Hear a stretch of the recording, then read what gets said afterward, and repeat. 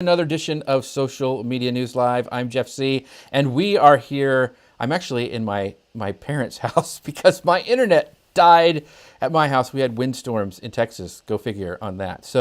But we are excited to have you with us. We have a fabulous guest. And we were talking before the show. I think, I met her in 2015. Man, I'm old. But back in social media marketing, we're like, when I drove across the country and went to it, and I hung out with her and Ian Anderson Gray and Elisa Meredith and got to know him. So it was such a fun trip. But I'm so glad. I've had you on shows before, but I'm so glad to get you on this one, Doreen, because this is going to be a lot of fun. I'm very excited to be here today. Yeah. So if you guys are watching this, would you do us a favor and share this across the interwebs? Let people know about this, because we're not be just talking about, general social media, but Doreen is really, really, really good at strategy and audits and everything. She's been doing this as long as I've known her, and she's just super smart about this stuff. And so if you have people who really need help with their social media or want to take it to the next level, or like are struggling like what to do next, this is the show for them to watch. So call them in, even if they can't watch it live. Mention them down below in the comments, and we'll be happy to talk with them later after the show if they can't make it live. But that would help us out a ton. Grace Duffy, how are you doing today? I am doing great. I am very excited to be here today. I've been looking forward to this show. We go through the cycle every week where I'm like, Jeff, I don't know about this week. I don't know. And then like You around always do that. Tuesday, I'm Wednesday, funny. I'm always like, I'm really excited about this show. And then like I keep calling Jeff and like come up with ideas. And then we do the show. And then it's just like, oh, no, I'm sad again. But anyway. Right. And we've got some of our favorite people in the whole wide world watching today. We've got Brian over on YouTube going, good evening, all from the beautiful and sunny Barcelona.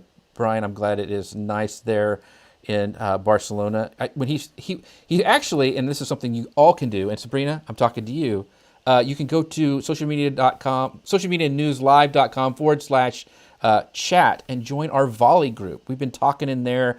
Gary's in there. Brian's in there. Sabrina, we need you in volley, and it's a great place where we can chat.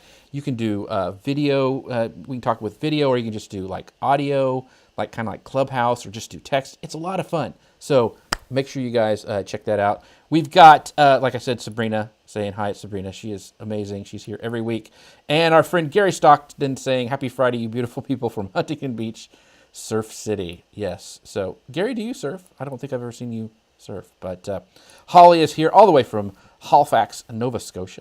Very, very cool. Thank you, Holly, for tuning And in. Kim Beej is here. Kim, big waves. Hello to my three favorite people. Kim. Hi, Oh, Kim. Kim, I haven't talked to you in a long time.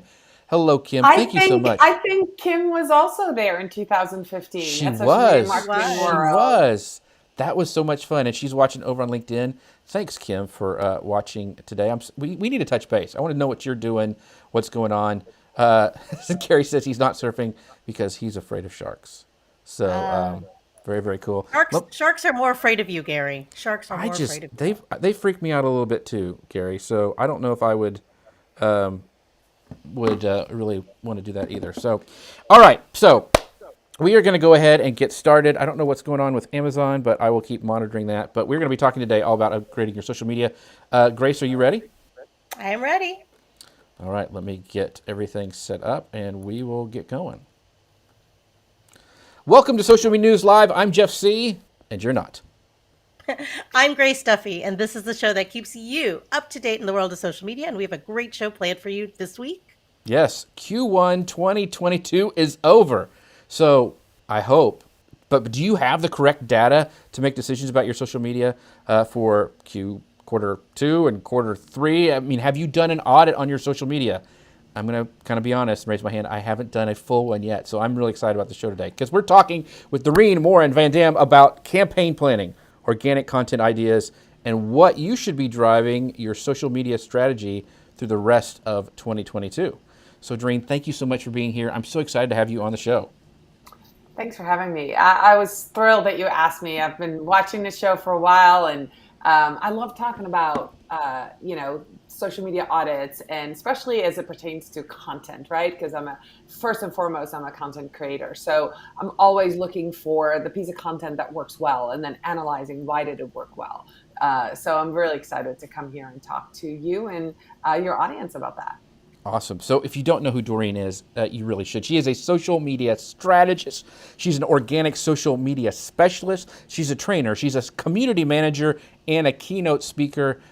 We are so excited for her to be on here. She has experience working with a multitude of industries. She started as a local specialist working with business to consumers and B2B clients, and she currently works with national and international brands. She is a certified social media professional and agile marketer, and you always recognize Doreen on stage and online by her signature orange glasses, a nod to her Dutch heritage. So that's very, very cool. So once again, we are so excited to be here with Doreen.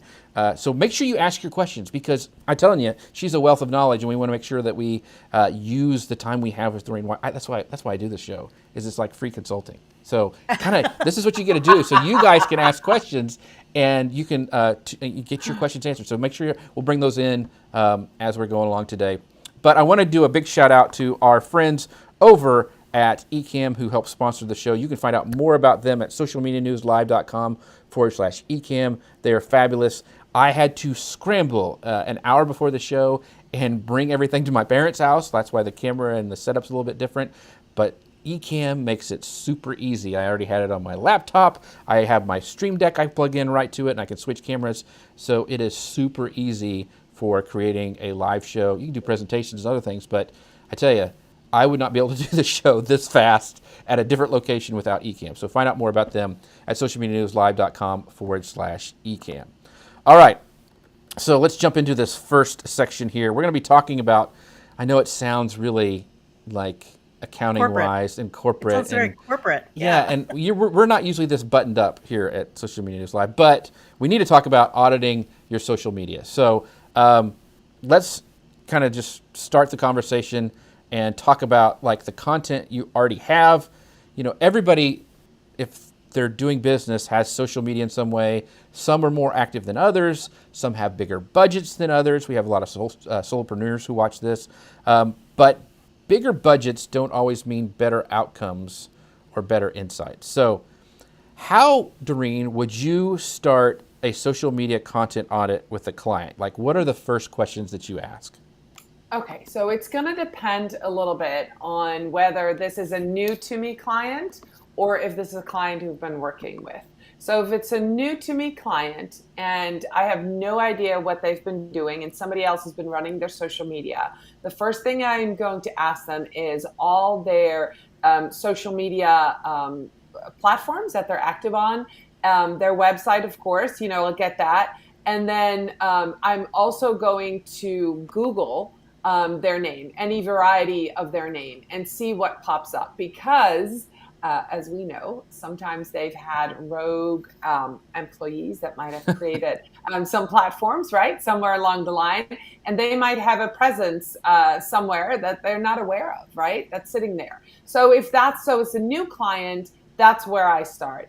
If it's a client that I have, so for example, right now I'm putting all the data together from Q1, I go into the channels that I've been managing, right? So then I ask them before I go give them really results, because you do an audit to get a snapshot, right? But then you also, to move forward, you also need to know what the resources are moving forward. So I'm going to confirm with the client, is the budget still the same for marketing, or do I have more of a budget? Are the resources going to change? Right? Can I still utilize the same tools? I still have access to the same videographer, editor, blog writer? So, you know, in order to make plans moving forward, I have to know kind of what I'm going to have. So in order to do that audit, I need to kind of, you know, not do the audit, but interpret the audit. I kind of need to know what I have access to, right? But then I look at, you know, especially if I might have a LinkedIn profile for a client, I'm actually going to have to log in as that client to see their data. Now, I can manage their page, right? So I can get data on their LinkedIn page, or Facebook page, Twitter, YouTube. There's a lot of data out there. And if you use a tool like Agorapulse, which I use for scheduling, a lot of that data, you can create a beautiful report. Of course, you need to have access to Google Analytics. You can create a beautiful report in something like Data Studio where it gathers all the analytics. So some of it can be automated, but I still really like to go in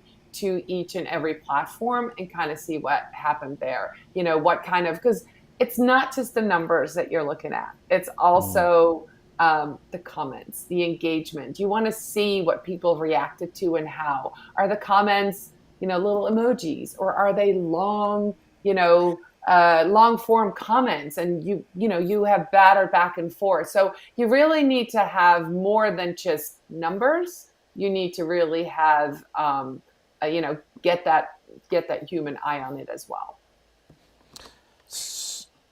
Go. I have. Oh, can I ask a question before you go to yours, Yeah. Grace? Because Yeah. so you mentioned those rogue employees. So I picked up on that when you were talking to that at the beginning. A real quick pivot. How do you share your information? Like, I know a lot of people who are getting started and they've grown their social media. Maybe they're solopreneurs or really small businesses, local businesses, and they finally have the money or the funds to hire a social media manager or a consultant like yourself. But they just give them their username and password, and then they end up in a predicament later when they let them go or something else happens. What do you suggest for sharing those passwords, and how do you do that? I mean, how do you set up profiles, all that? I mean, what's the best way? I know, because that's a big question that a lot of people ask. Sure. So if I start with a client who doesn't have a social media presence or doesn't have a lot, and after doing an audit and a strategy plan, and I know I need to get a Twitter handle for them and an Instagram handle and maybe set up a YouTube channel, what I do is I'm actually going to make them a Google profile. So I will make them like social like maybe, say live show, social live show at gmail.com. With that email, I'm going to set up the Twitter and the Instagram account and all of that. And then, of course, I'm going to make sure that the client has the login to that Gmail account because I want them to own it, right? So then anytime there's a reset or there's an issue, we both have access to that same. So that's how I set it up. I actually have a funny story. And a client that I had like 8 years ago, I handed over about 3 years ago. And recently they were locked out of their Instagram account and they said they tried everything. Well, I have this formula for social business name at gmail.com. And I'm like, try that. And they were able to go back in and get it all reset because they forgot, even though I'd given that information to that client, they forgot that they had that email address and they were able to get in and reset and do the whole thing. So that's one. Now, as far as sharing with clients who already have an existence, on all these platforms, I use LastPass. It's really great. You're able to get access. You can either share just so they can access it or actually see the password. And that works really well. I do want to reiterate this to everybody. Please, please, please set up 2FA, two-factor authentication for Facebook and Instagram and everywhere. Yes, even though as social media manager might be a little bit harder to get in, I have woken up several times in the last year with codes sent to my phone. People trying to get into my Facebook. Right. And I get these random codes and I'm like, somebody was trying. They can't get in. You can't get hacked or, you shouldn't be. There might be a really teeny tiny chance of, they guess something. But, if you put that 2FA on there, they just can't, they get pretty far, but they can't get all the way there. So really, really important to do that. But sharing your passwords through LastPass, I have found is a great tool to get that done. Awesome. Thanks. Sorry to interrupt, Grace. Oh no, I have two questions. I want to highlight these two questions from our audience. Jeff, one is from Richard Ote, and he says, does Data Studio aggregate data from all platforms or just Google Analytics? He says, I'm on mobile now, so I can't look right now. Thanks. So you can import, you can get data from other places. The thing is, if you set up your Google Analytics to get all the traffic in from like Facebook and all of that in Google Analytics, right? You set it up, then that data is already there. Does that make sense? Mm-hmm. Yeah. So you want in Google Analytics, you want to connect all your data sources. So you want to connect your Facebook and your Pixel and all that stuff. So then when you set up Data Studio, that information gets in there. Yeah, and I know this seems like if you're just getting started, and you're listening to this, and you're just trying to upgrade your social media, this is like what all this what. That's why you hire a consultant and a professional like Doreen here to get you all set up because it Right. can be overwhelming. And I can tell you, I hire somebody to set up the Data Studio. Like I Yeah, can read it and I can interpret it because that's my specialty. I can look at trends and I can look at what happened and I can see this is where we need to change or this piece of content worked really well. But yeah, I outsource that too. There's people that love data and love numbers and love setting that up. And so I don't do the setup. So just, yeah. there's people that specialize in all of that. So, what's your That's a other good question, point. Grace? Oh, the other question. This is from our friend Ian Anderson Gray. Howdy. He always comes in and says howdy, howdy, howdy to us. He says, "Have you come across clients who have a gray Facebook account, not separate from an Ian Anderson Gray Facebook account, but a Mm-hmm. grayed out one?" Uh, he says that we have one, and they're about to lose access to their Facebook page. Any advice? This is such a good topic because I see this question a lot when people are working with clients. Yes, Ian, go to Mari Smith's community, and she has given the answer in her community. I forget what it's called. It's a Facebook group. I've seen her answer that question in there, and it was actually a step by step by step by step thing that you have to do. So I can give you a link afterwards. I'll find the actual post in there. I've seen the same question. I've seen some people just kind of guess, but there was a step-by-step solution on how to get it resolved. Is that her social scoop? I think that's what she Yes. calls her group, social scoop. Yeah. Yeah, Samari Smith, social scoop. That's a great resource, by the way, in general for Yeah. any Oh Facebook yeah, questions. She yeah. is Yeah. the queen of Facebook. So absolutely, yeah. And you had another question too, Oh Grace? no, that was those are my two questions. Okay, I thought you had a follow up about what do people miss, what businesses miss on social media. Oh yeah, sorry. Plus, I said what? So as you're doing these audits for your clients and you've worked with a lot of different businesses, what do most businesses tend to miss when they do their social media audit? Because I get the sense sometimes that people like they think they know something, or they think, but then when you start asking these questions, they're like, oh, we really don't know what we need to know, right? And I've had this experience myself too, as I was reaching out to a consultant and they asked some questions, and I'm like, yeah, that's really good idea. That would have been smart to ask that from the beginning. So I am guilty of this as well, but I will Yeah. let you. So, yeah, absolutely. So, the branding recognition piece, one of the things I like to do is open all these different tabs, right? All the tabs of all the places that they have a presence online. And then I start with the website and I literally click through. And I'm going to look at an overall branding. Do you have the same logo everywhere? Do you have the same keywords everywhere? Does the bio look the same? Does it have the same feel? If on Instagram you have all these emojis, do they really go with that, Facebook profile that you have? A lot of people forget to update things like, phone numbers or, web addresses, or they might have a download, right? So that's the first thing I would do, kind of open all the tabs and kind of walk through and say, if somebody is new and they've been on your website, would they recognize Instagram? Would they recognize Facebook? Would they recognize going to YouTube? Does it look the same, right? It's banners, logo, words, all of that. Then the other thing is a lot of people forget to look at the website when they do a social media audit.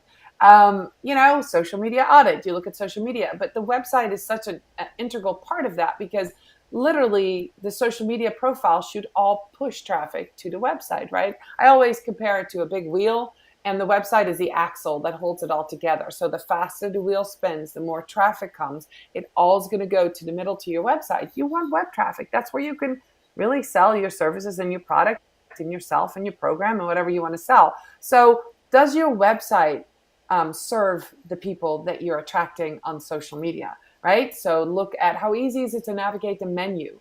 are the buttons to click through to social media? Are they at the top or are they all the way at the bottom? If they're at the bottom, people have to scroll. They might not go to your Instagram or subscribe to your YouTube channel if they're at the bottom instead of on the top. Do you have your privacy policy there? Do you have videos of your staff, of yourself on your website? Do you have pictures of smiling people working, right? You want to invite people to click through. Pretend you're a customer. Pretend you're, a 50-year-old woman or a 12-year-old child or a 30-year-old man looking for services or a product. What do they see? That's something that a lot of people miss, right? Is it easy to click through? Is it easy to buy? Is it, how is it easy? What's the loading time of your website? That's something that a lot of people miss when they do a social media audit. Oh, that's good insight. Those are really good insights because as you're going through that list, I'm like, did I do that? Did I do that? Did I do that? did I leave the oven on? Right. So Gary has a great question because we were talking about a Facebook Gray account. He's like, what is a Gray account? Is it for people who are over 50? Haha, that's good. But so can you just kind of backtrack just a little bit and just really quick explain what a Facebook Gray account is? I am not 100% sure. So that's actually Ian Anderson Gray might know that answer. But I think it's an account that was set up differently before. Right now, you set up a personal profile. Okay, there you go. It was a way for people to create a Facebook page without needing a profile. There you go. So you would only have the page, right? People are funny. I used to get clients all the time that would be like, well, I don't want to be on Facebook when I want a Facebook page. And that used to be the option. But now you have to have an account. And I tell people all the time, just because you have a Facebook profile does not mean when people see your page, they know that that's your page, right? They don't. So that is going away because you need to have a personal profile in order to be an admin to the page. So I guess that makes sense. Yeah. Yeah, and it's probably something marketers did because we always try to screw things up and make things sneaky. We can't have nice things as marketers. So we're talking about, evaluating, auditing our social. And we're talking, it's just blowing my mind. We're in the second quarter and we're talking about evaluating the first quarter. But how often should we really do a social media audit? Is there a time that you say for your clients, like do it every, 2 weeks, every month? What is the best that you could hope for, and what do you recommend?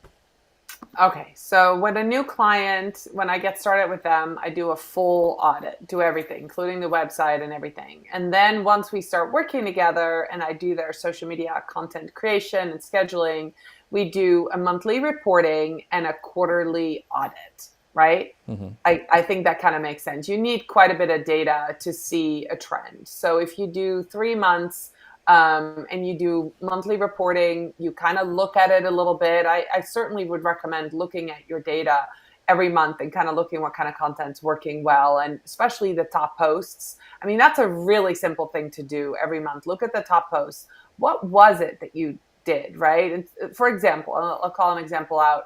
LinkedIn right now is working really well for me. And what's working is documents, uploading documents. So it's basically a PDF and it becomes like a carousel slideshow. And also personal pictures with long form content, that combination. So where I tell a story. So if I see that with a client and I see that worked really well, say in March, I'm going to make sure that in April, I might double up on that kind of content. I might put a carousel out there every week. And I might do a personal picture every week with long form content, right? Not to say that I do away with all the other type of contents, but I want the top posts that I did before, obviously, to get even better reach for the next month. So I think looking at what's working every month, but doing a full audit every 3 months makes sense. Now, that website piece, if there's no changes on the website, they can be a very fast, like, is it still loading fast? How many blog posts did we end up accomplishing in 3 months? And a really basic thing. But once a year, you should do a big social media audit and really, look from year to year to year, especially if you have put a strategy plan together and you've set some goals, making sure you've, attained those goals. So, okay, that That's awesome that you told us kind of a timeline, and you mentioned things that are working. You found some things that are working on for you on LinkedIn and all that stuff. So when do we just? How long do we let things go? Like when we're testing things before we pivot. Like how long do you run a test? Like I'm going to try doing these long form carousel posts on LinkedIn. Is there an amount of time that you suggest to try it before you give up and go do something else? Absolutely. Yes. Sometimes it's immediate, right? If you do something and it doesn't do anything, you pivot immediately. And I'll give this as an example. About a year ago, the reach in one of my Facebook groups was just dismal, and I was trying to get better reach as a community manager, and decided to go live every week. Well, I went live in the group as the page, right? We have access as a page, and myself and my profile as a community manager.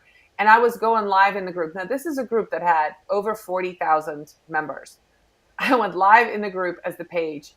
And after 17 minutes, I'd realized there was not a single person in my live.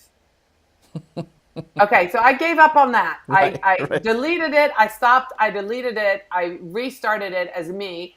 All my friends in the group that were connected to me saw it. And then, so I've never gone live in the group again as the page because that just didn't work. The Right. reach was not there. So sometimes you have immediate results, right? You've got to look at your data. And other times, 2-3 times, you check things out. You try maybe the same type of content in the morning versus at night. Maybe you do it at lunchtime. Look at your analytics. For example, my groups do really well Thursdays and Fridays. So instead of posting Monday, Tuesday, Wednesday, Thursday, Friday, maybe I do 2 posts on Thursday and 2 posts on Friday, right? So you just constantly, pivot and change and look at data and see what works. But as far as a type of content, 2-3 times. And if you get no results, if people don't see it, people don't comment, people don't react, the reach just isn't there. The engagement isn't there. I've done some beautiful posts where nobody commented, and then I realized I forgot to put a call to action in. Right. You just get you right. So Yeah. that happens to the best of us. So, Yeah. but if you look at paid, if this were the question about paid content, which I'm not really in charge of. I partner with Facebook ad agencies that run the ads, and I do the organic. So if it's paid, they might have 10 ads or 12 versions or 20 versions of the same ads. And, once they start gaining traction, if you have 1 or 2 that do really well, you've got to turn off all the other ones. Don't waste money. Especially if you have, say 6 ads with the same image or the same video and 6 different types of copy, you're going to go with the one that does the best. Why waste your money? So the most important thing to tell you is to monitor, Right. to monitor often and to see what's working. Yeah. So before Grace asks her question, once again, I have another question from our audience. The amazing Gary Stockton, he says, is there a place where I can find the standard sizes for like all the banner graphics on different channels? I know this is a question that a lot of people ask, and it does get confusing when you go through like what does Pinterest want, what does Twitter want, and all that stuff. Before you answer, Doreen, I do know one of our faithful viewers, Dustin Stout, he publishes a guide almost every couple months. So if you search for that, Gary, Dustin Stout, he's got a bunch of really cool kind of infographic that he puts out on a regular basis. But Doreen, where would you go to find the answer to this question? Well, definitely Google. Right. LinkedIn cover banner 2022 image size. That brings usually, like if you put the year in it, it brings up the right. But I use a tool called Canva to create all the graphics, and they are usually pretty good about having the images up to size. Now, just remember that it's going to look different on mobile versus on your desktop. So it has those gray margins around it. So you usually want to make it a little bit bigger than what it might be on mobile. So there's those lines out there. And here's the thing: if you use a tool like Canva and it doesn't look quite right, I sometimes have to go in and readjust it. Move some things around. But I usually just Google it. and put the year behind it if you've never done that before, instead of putting in, Right, right. LinkedIn banner size. You might get up some older stuff, but put the date in, or the year in, and then you get the most up to date. And then I do have friends like Dustin Stout who have these guides that you can find. Sure enough. Okay, Grace, I won't interrupt anymore. You're not going to interrupt me anymore. No, I'm kidding. This is a dance, people. It's a dance. Right. It's a dance. So, Doreen, in your latest episode of Strategy Talks Live, which is your own show, you talked about improving your content with data analysis with your guest, Tim Campbell-Smith. That is available on moreinmedia.com, how to improve content with data analysis. So, as you in this conversation, I would love to know, what type of data do we need to enhance our content, especially for companies of any size? We tend to, these things always tend to focus on big companies with big budgets, but a lot of the people watching the show, listening to our podcast, tend to be solopreneurs, or they're on their own. So what type of data do you really need to know to enhance your content? That's a great question. And I think a lot of people would answer, you need to know everything. And that's really not what you need. What you need to start with is your goal. You don't know what data you need until you know what goal you have of being on social media. And this is where, as a strategist, and as a social media manager, this is where I start my conversations with every single client.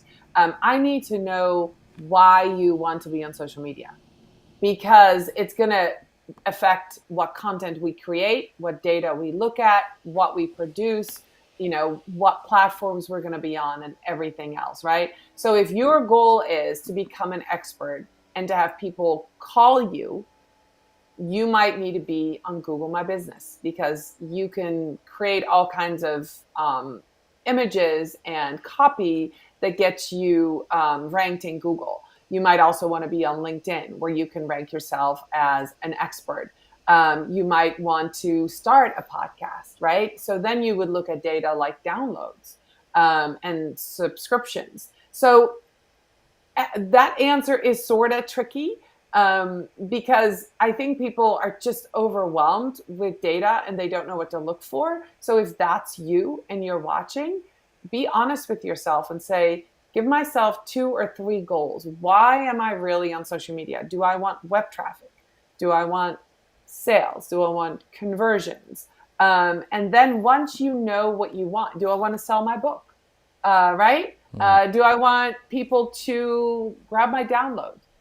Do I want to grow my email list? Those are all different goals. And to reach those goals, you have to do different tactics. So then you go down to, depending on what your goals are, you can, the number of downloads, right? If you have a podcast, or video views, if you have a YouTube channel, subscribers, reviews, reach and engagement, web traffic, conversion, clicks. Those are all different things, and then you go to, growing your audience, growing your Facebook group community. There's so many different things you can look at, but some of them don't matter if that's not part of your initial goal. Those are great points. Great points. So I have a question from the audience, from the amazing Ian Anderson Gray. I guess he is amazing. Yeah, I'll give him that. But that follows it up to, I have a question that will go right into this. But he goes, I'm finding my engagement and reach are much lower than previous years. LinkedIn is really low, and I think the issue is that I don't engage with other posts enough. Do I need to spend more time doing that? And so I guess that's kind of a broad question. He's talking about LinkedIn, but also like just in general. Do I have to go and spend all my day engaging on other people's posts if I want to see reach? Yeah, but strategically. So, right. Ian, so again, start with the goal. Who do you want to come to your content? Who is your content for, right? That's number one. Figure that out. Who are you trying to reach?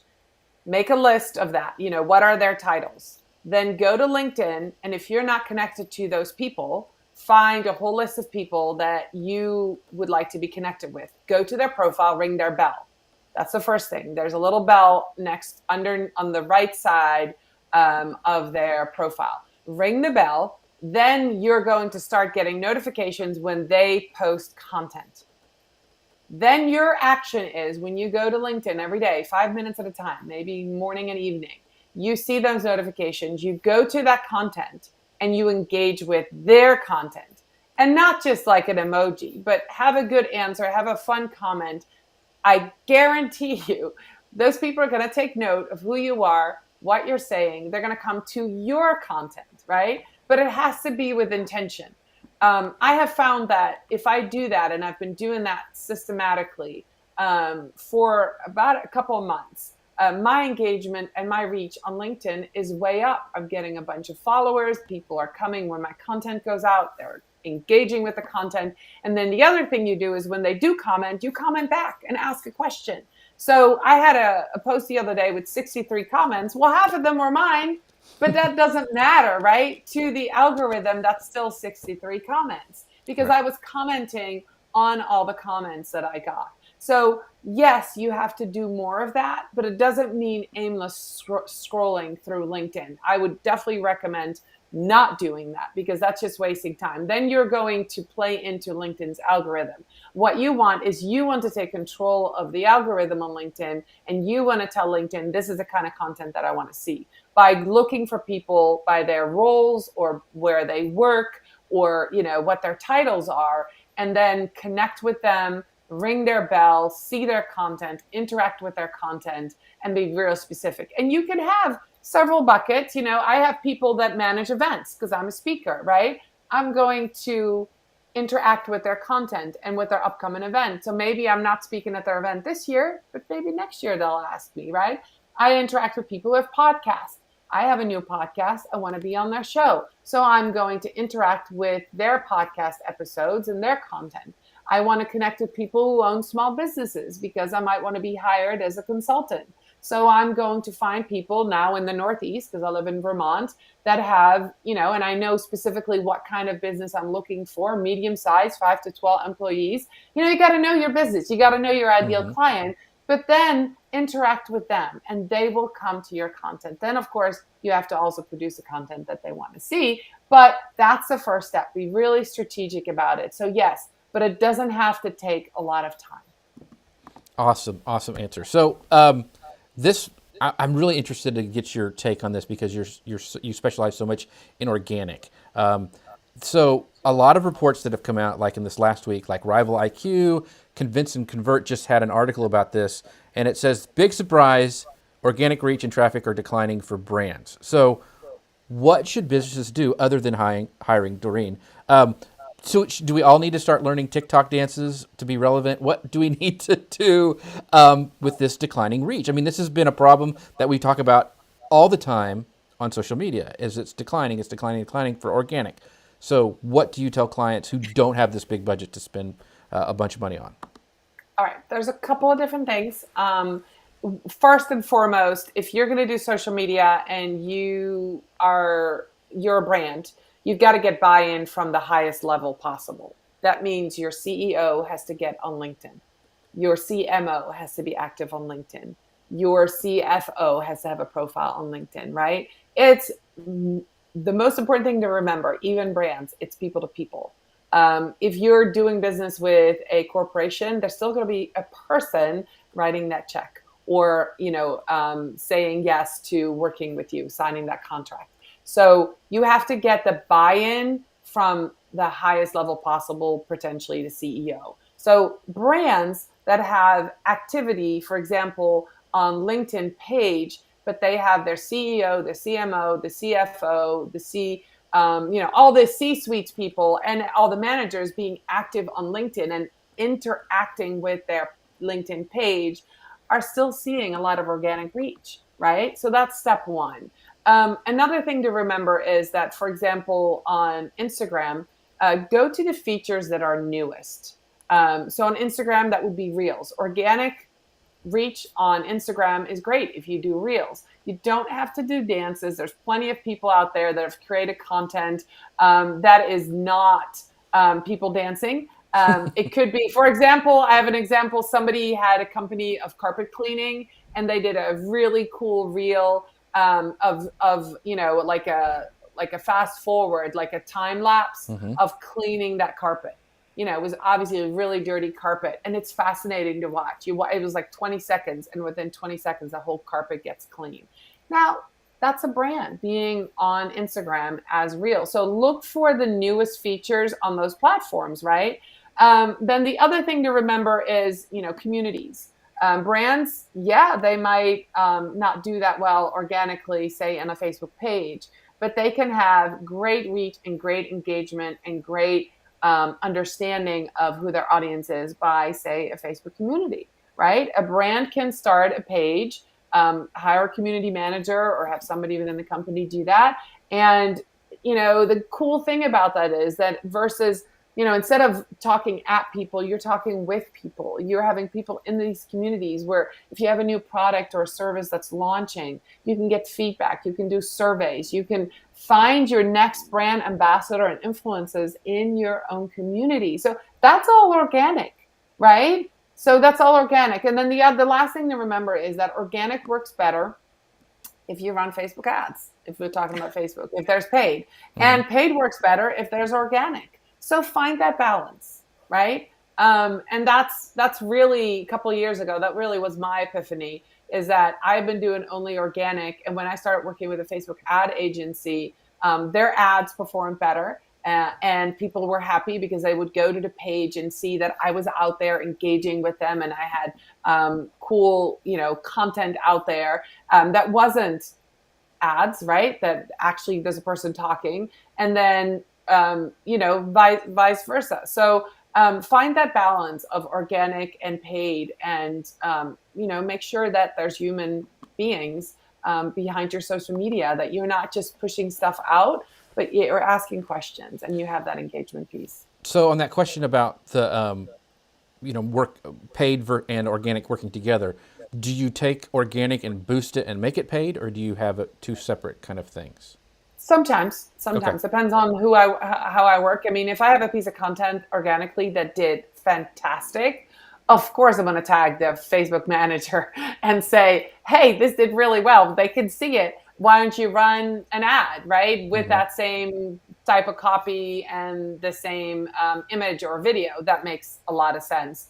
And then vice versa. If we have an ad that does really well, I'm going to look at that copy, even if it's salesy. Maybe I will not take the copy or take parts of the copy, but I might take that image that they created or that video and then post it organically. Absolutely. Work together. Awesome. So building on that idea of using different types of content, there is the situation where there are content gaps. We have gaps in our content, and then also understanding what to do when you find them. But not all content gaps are the same, obviously, depending on what you're using, what platforms you're on, and whether we're talking about website or social. But identifying and understanding them is the key to fixing this ongoing issue. So, Doreen, what is your advice on identifying these gaps in your social media content or on your website, and then knowing which ones to fix and which ones to prioritize? Oh, I love that question. So it starts with a competitors analysis. Right. So when I start with a client, one of the things we do as part of the strategy is a competitors analysis. And I always ask the client, who is your competitor? Now, I'm going to do my own research, but I'm going to ask them because I really want them to tell me who their competitor is. I usually ask for 4 or 5. 5 is ideal. And I will do a complete competitors analysis. I use a tool called Social Insider for that, but I also use my own eyes, and I go to all the competitors' Facebook pages, LinkedIn pages, website, and I use my eyes to see, what is their branding like? What kind of content are they posting? How often are they posting? When are they posting? Are they running ads? What are they doing? What platforms are they on? And when you have your own social media audit and then 5 competitors, you're now comparing 6 people within the same industry, 6 different brands. And you start to see trends, you start to see gaps. So then as far as if I'm missing something, I'm going to look for the quick wins, right? If everybody's doing reels and they're doing really well and we're missing reels, it's like, that's an easy one. We need to start doing reels. They're all doing reels and they're all having success. Why are we not doing that? Now, if 4 of them are on Pinterest and they're all, maybe pinning once a month and not doing anything, but one of them is running Pinterest ads and doing really well, we can say, hey, maybe we need to be on Pinterest and put some money behind it and do a better job than all the other people. And that could be another quick win, right? So when you have multiple people within the same industry serving the same audience, then you can really find those quick wins by looking at trends and what's happening and what's not happening. That's the recommendation that I would give. And so another thing would be if all of them have blogs, but they're really not blogging very often, and they create content that's not very engaging, not very good, doesn't really serve their audience. You can do a quick win by saying, hey, we're just going to double down on blogs. We're going to answer every question that our customers have. We're going to publish 3 times a week for 3 months, see if that makes a difference, see if our web traffic, starts back up and, drive a lot more traffic. We're going to have this download ready. We're going to have this whole funnel and see if blogging 3 times a week will, move the dial. But, it's going to depend on what your budget is. But that's really where I would start, competitors analysis, because they're serving the same audience. They're in the same industry. What are they doing that you might have missed? And that's an easy way to find out. Awesome. So before we move on to the next section, I want to bring up some questions from our amazing audience. Mark asks, what content do you recommend for brands on Google business profiles? Your best content. That's doing, what I do for my clients, I don't create specific content for Google My Business, but I offer a service that I will take the best LinkedIn content, the best Facebook content, the best videos, and sprinkle that in on their Google My Business account twice a week. So that's what I do. That works really well. This is also clients who do blogging on a WordPress blog. So they make sure we hit the keywords there. Make sure, Google My Business it's for the local clients that I do that. Make sure that we hit the keywords, the local keywords, the local, maybe the county or the city or the neighborhood. And this is for a B2B, like the example that I'm mentioning is for like a B2B. And so I just take the best content that's evergreen from the last month or two, and I start repurposing that. And I use a scheduler. So instead of creating something new, and making that, a big ask or investing a lot of money, I use the best evergreen content and I put it on there, and it's all about the business. Awesome. And Amy, I know this question gets asked quite a bunch, but I think it's really, really pertinent. She goes, can you post the exact same content on all social media platforms, or do you need to change the look for each platform? All right. So that is a great question, Amy. Amy, you can absolutely take the same idea for a piece of content. It should look a little bit different for each platform. And it could be an example of, say, it's of your tulips coming up. It's springtime here in the US. My tulips are blooming. I'm a social media manager. I might put on LinkedIn the picture of the tulips on a Monday morning and say, hey, I spent the weekend gardening. I'm excited to start my week. What are you working on? I'm working on writing some new plans for some of my clients, blah, blah, blah, blah, blah. I might put that picture on Instagram and say, hey, spring is a time for renewal. Have you done a social media audit yet? Hire me if you want to get better results with your content. I might take that picture and put it on my Facebook page and said, hey, happy spring. So you take the same concept, the same idea, the same picture or the same type of content, but you're going to talk to the audience on each platform a little bit different. And then you also don't want to do it on the same day. If you cannot change the copy, if you must have the same image, the same copy, because that's all you have the resources for, and that sometimes happens, especially with smaller companies, at least figure out what platform is the most activity at what time. So Monday morning, 8:30, maybe on a Facebook page, and LinkedIn might be Tuesday afternoon at 4, and then on Twitter on Thursday night at 9, and then on LinkedIn personal profile Friday morning at 11. Just, you can use the same content, you can use the same copy, but don't schedule everything at 10 a.m. on Monday morning at 5 different platforms, because I get the notification all at the same time and I'm going to unfollow you most likely on 4 of the 5 platforms. So the answer is yes, you can if you must. it's better to create new copy and to create a different story based on who you're talking to. But if you can't, at least spread it out and put it at different times and different days, even different weeks. That's great advice. And with tools like Agora Pulse, which we use to push out our stuff, is you can have different queues that you can set up, and they can go out in the different platforms in different ways. Yeah. So you can change the copy. One thing I will say that we have found, and this is for video, so it's kind of a different animal, is that I like to make square versions of the video because they work really well on both Facebook and LinkedIn. And so if you see the clips like on Twitter and everything, that's taking a square video and then I repurpose it in different formats and they look different on the different platforms. And Gary and I have talked about that a little bit. So, but yeah, Gary agrees. Super great advice. Some other super great advice is do not forget our amazing sponsors, Ecamm, at socialmedianewslive.com/Ecamm. In fact, they allow us to, if you have noticed, we've talked a lot about engagement and, commenting on people's questions and making a conversation. And that's what Ecamm does really, really, really, really, really well with live video. So if you've noticed during the show today, we've been pulling the comments and we've been pulling them from everywhere, YouTube, LinkedIn, all the different platforms, and able to talk to you, our fabulous audience, which we love to do. So if you haven't checked out Ecamm, make sure you guys go to socialmedianewslive.com/Ecamm and check them out. So I just can't not say about our amazing, great interactive audience like Dustin.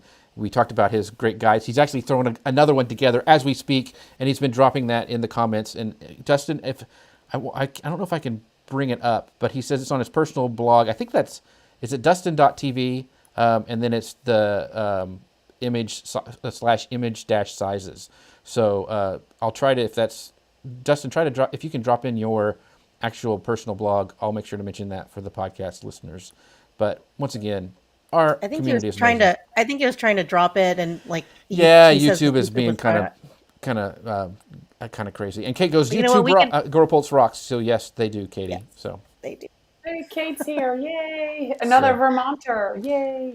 So as we're going to talk about this, and Grace really wanted to talk about this because she's all about this. So Grace, I want to make sure you have time. We only have like 10 minutes left, but let's talk about cultural trends. Okay, I'll be really quick. This is something I've been very fascinated with is trend watching, right? So there's trend watchers for every industry. So even in our social media marketing industry, there's Pinterest Predicts, which is their annual report that they publish of all the things that people are interested in based on their own data. Snapchat just released something called a report called Snapchat Generation, providing key insights into its users. And of course, we always have the daily, weekly, national, local trending topics on Twitter, Facebook, and YouTube. So this is something we always hear about in our industry. And we also hear a lot about it in the world of fashion, mainly because clothing trends are constantly changing and always being pushed at us. But, fashion is very visible, it's very tangible. You can go to Target,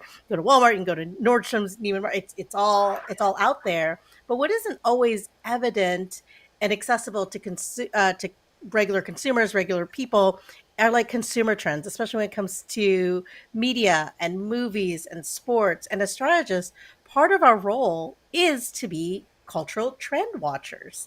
So how do you stay in the loop of what will dominate social media space or the culture or the conversations within the coming year, or even if you're planning quarterly, the coming quarter? That's a great question. I look, one of the ways I subscribe to all of those blogs, right? The Facebook has a blog, Instagram. So I read a lot of industry news. I tune into shows like yours. There's quite a few of my friends have shows, and they have different guests on who talk about different things. I also look ahead to the big conferences, the social media conferences. So I just attended Social Media Marketing World, and it was fascinating. Somebody just said, hey, there was no session on Twitter. And I think, if I remember, there was no session on Pinterest. So are these out? It doesn't mean they're out, but it means that the focus is on other things. And what the biggest sessions were, including the keynote, was about the metaverse, right? About Web3, about NFTs, about crypto. And Social Media Examiner announced that they're going to have a conference in the fall about crypto. So to me, that's kind of, if a entity like them as is going to do a conference, that kind of tells me a lot. And I'm looking ahead to Inbound. Inbound is a huge marketing conference in Boston in September. I'm looking to see what sessions they are going to highlight. I'm looking to Content Marketing World. That's also in September, I believe. I'm looking to see what they're publishing. So I'm really trying to keep a finger on the pulse of um, conferences. The people who run those events are going to look for the hottest, newest speakers, the newest type of content. They want to lure people in and sell their tickets. So they need to be right on top of all those trends. So that's one of the ways that I stay up to date. I really look ahead to conferences, and then a person like Mark Schaefer, right, who Mm-hmm. really is a futurist, I think. What is he writing about? What is he, writing his next book about? That's really where I go. People within, colleagues within my industry. And then for the newest changes, the newest updates, I follow shows like Amanda Webb has a social show every Friday. My friend Christian Karasevich and Sarah Monroe have Social Chatter every Thursday, and they just give you all the latest updates on every platform. So I follow them, even if I don't watch a show. I look at the show notes and see, what's coming, and that's really how I stay up to date. One of the things I will say, because I heard you say something that like they're trying to bring those people in, and whatever conference you're looking at, or even what report you're looking at, look who the end user is. Is it Yeah. marketing to marketers, or is it marketing to people who it's like small businesses? Is it marketing to the end users? And so I always like to ask my kids because I'm like, they know, they're like, Dad, that's just nobody uses that anymore in that demographic. So I think it's really important that you don't you just dig into what the conferences are saying, but look at people like what Doreen is saying is like what is working right now for this business? What is working right now for this group? And so you have to be. It's easy to go after those flashy conferences, and I want to go to Inbound. Somebody, Nikki says that she wants to go to Inbound. I'd love to go to Inbound too, But always look at the data, like we mentioned before, Rival IQ and Convince and Convert, and Mark Schaefer. Those are the people we trust because they have a track record of doing that. And Hmm. same with these conferences. What are these conferences doing? Where are they spending their money on? Who are they bringing in to speak, and why? And that's a really good Yeah. point. The other thing I wanted to mention that tool that we're talking about, and it's a lot of people don't know about it. It's trends.pinterest.com. So if you're looking for Yeah. trends, that's a really great place to go and get some insights of what's working. And of course, I like Pinterest, but I like it because it's not so much it's all in use DIY. It's people buying stuff they're going there to purchase. And so that's when you're talking about e-commerce and stuff like that, I really like to look at those trends because that's what people are looking at right now. So Yeah. Well, we're anyway, gonna have to have a follow-up show I with you, know. Doreen, because this is the main thing I wanted to talk about was this trend thing, And we and I went too long. wanted to know because I am very curious because you hear I was this all started because I heard about this trend watcher was talking about movies, and so like there was like after 9/11 there was a lot of hero movies, like superhero movies and anti-hero movies, right? And as people were grappling with this idea of like heroism after the credit crunch, it was about there were a lot of zombie movies, right? Like a lot of and then now we're kind of in this weird post-pandemic, and a lot of it is like alternate timeline topics. And so this was just about movies, the movies that and I realized like as I was thinking about what I'd watch in each of these time periods in my life, like I am watching a lot of alternate timeline movies right now, and I would love to have a follow up conversation of how to take these trends, these cultural trends about movies and art and Mm. music, and translate them into um, social media content or marketing content because it is part of the culture that we're all in. Yeah. I think that conversation is really about being agile as a marketer. And I would love to Yes. have that conversation with you. It's, yes, you can plan ahead, especially if you have a bigger team and you plan ahead. You get your editorial calendar 6 months out. In August, you should be planning your holiday calendar and all of those Oh, yeah. things. But when something culturally happens, you see that shift. How are you as a team? How can you respond to it? Do you have that freedom to? Is there a budget left for that? And have fun with that. I mean, absolutely 100% jump on those things. And that's where all of that testing comes in. But the best companies are the one who think outside the box, right? The best marketing is when you do something that is different. And when you have cultural references in your videos or in your content or pictures. I saw somebody do something with Wordle. And it was hilarious. Right. And I think it was an agile company, and it wasn't the words, but it was the sticky notes. It might have been Post-it notes that did that. And they almost looked like a Wordle, but it was their sticky notes. And it was perfectly executed. But that was a think by the seat of our pants, kind of quick thing, because I'm sure that wasn't on their editorial calendar when they planned out their year, right? So you have to be able to be agile with your team, be able to have these daily or weekly conversations and check-ins and say, this is what's happening now. Do we have space for that? Do we have room? Do we have a resource? This team, go and take this one thing and do it. And if you as a marketing team have the freedom to do that, you can create some amazing things. This is the kind of stuff that got me into advertising, by the way. When I started my adult life, I was like, I really want to go into advertising, and this is the reason why, is what you just talked about. I haven't entered my adult life, but it's been decided that Doreen is going to come back, and we already made the thing that she's going to come back. We're going to be talking about the trends.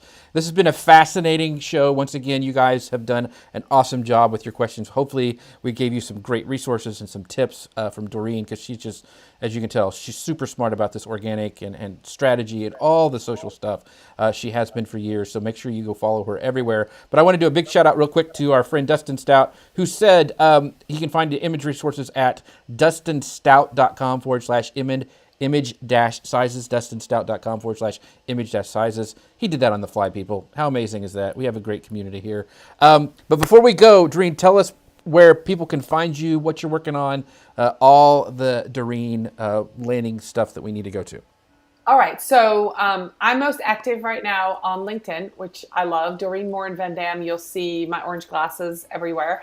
So follow me on LinkedIn. If you want to connect with me, there's 3 little dots next to more, and then scroll down. I think the 4th or 5th option is connect. So just say, hey, I saw you on the live show with Jeff and Grace. I would love that. I also have a new podcast, a new live show every Tuesday at 10 a.m.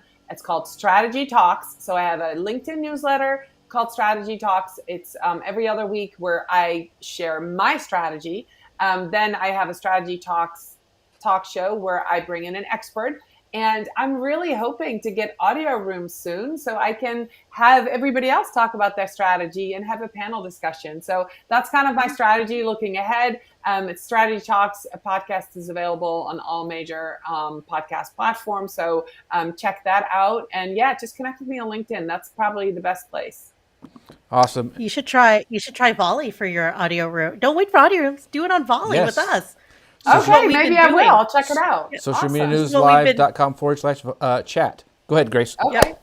Tell people where you can find you. That's where we've been doing a lot of these strategy talks, and our friend Tim Schmoyer, who owns Video Creators, already created a course on Volley. So I kudos to him. So there's a lot going on there, and of course we have several friends on there. I am Grace. You can find me here every week with Jeff, and I'm also the video content manager over at Restream. And I have been very active on LinkedIn lately as well. I finally accepted all of my notifications and requests yesterday. And there were a lot of people there that were like, I saw you on the show. And I'm like, oh, thanks for watching that 3 months ago. Yeah, Grace and I are finally connected. We're finally connected now. That was great. We're finally friends. Yes. I will finally be seen with Jeff. That's right. It's LinkedIn official. That's right. So if you want to see us, make sure you tune in next week, Friday, April 15th at 11 a.m. Eastern, 10 a.m. Central. You can always find us on Facebook, LinkedIn, YouTube, Amazon Live. Thank you guys so much for being such great audience today. And thank you, Doreen, for being here. And we will see you guys next week. Bye, everybody. Thank you. Bye. Video like that. Right, you got us over here looking like a hot mess. No, it's actually a powerful live streaming app for Mac called Ecamm Live. You can add some overlays to your video, whether it's a simple graphic or you want to have some titles or other info at the bottom of your screen. You can even add animated overlays like this one or this one. And you can add branded overlays to frame you and your guests and look like a real legit broadcast. And you can save each layout as a scene and switch between them with the press of a button.